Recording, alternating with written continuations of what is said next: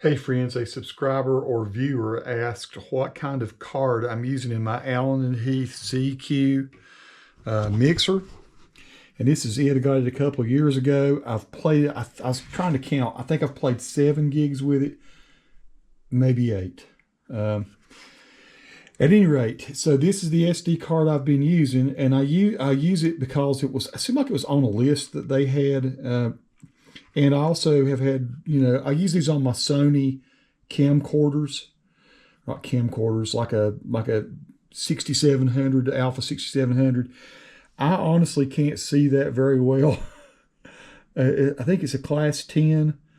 It says read of 260 megs per second, write of 100 megs per second. I will tell you, I don't think I've done more than 9 or 10 tracks simultaneously to this card at any point. I think probably 10 tracks is the most that I've done. It goes in with the, I'm showing you wrong. It goes in facing this direction like that. It just locks in. But yeah, again, make sure you see that right. I might have been holding the GoPro wrong.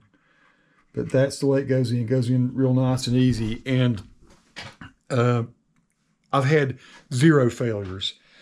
So I know that will do. I think we did several gigs where we had 9. We had 2 drums, guitar, bass, vocal, keyboard. Maybe when I did the keyboards, it might have been, usually I do the guitars mono, and I'll add effects later if I want to when I'm going in mixing down a video or something. But usually I do the guitars mono. Sometimes I'll do the keyboards stereo. I'm honestly trying to remember what I've done. I do know that some of the gigs I've done when I play my keyboards, I run my keyboards into the playing channel on a like that is a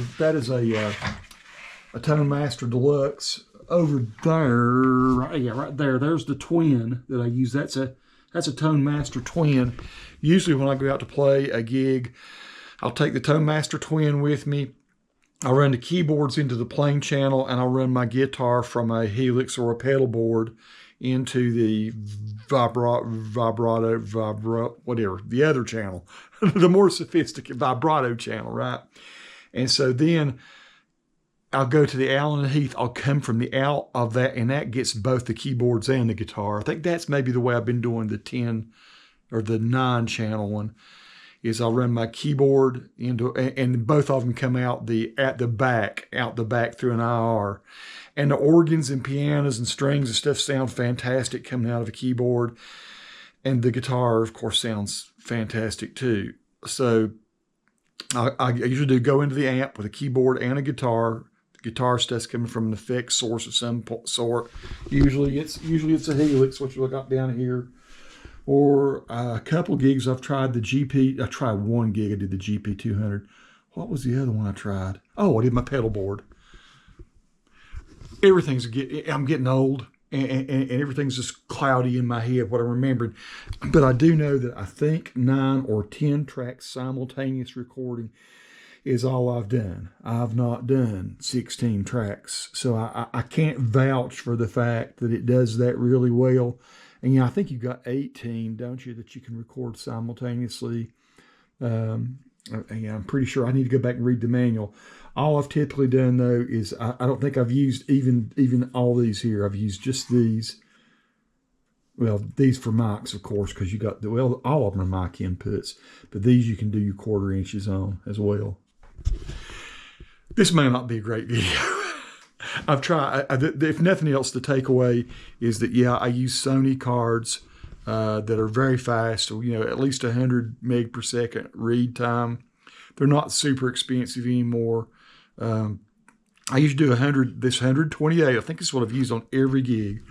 128, and with 9 or 10 tracks, and that's like 2.5 hours of music. Sometimes maybe we did one gig was over 3 hours. I think I recorded every minute of each set, 3 sets, and it didn't come close to filling up a 128 gig card. That's correct. It did not so far. So there you go.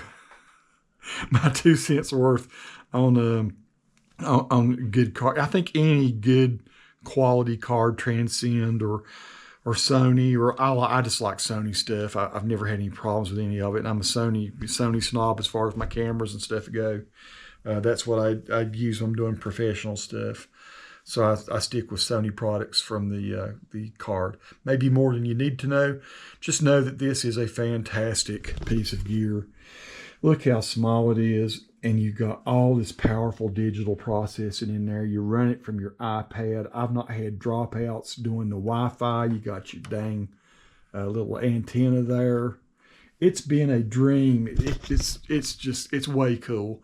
Go read the reviews and stuff off of Amazon if you want to, or Sweetwater. And you'll see people that know what they're doing with it, spend some time with it. You really end up appreciating this little mixer. It's killer. Peace to all who watch. Subscribe to the channel if you like.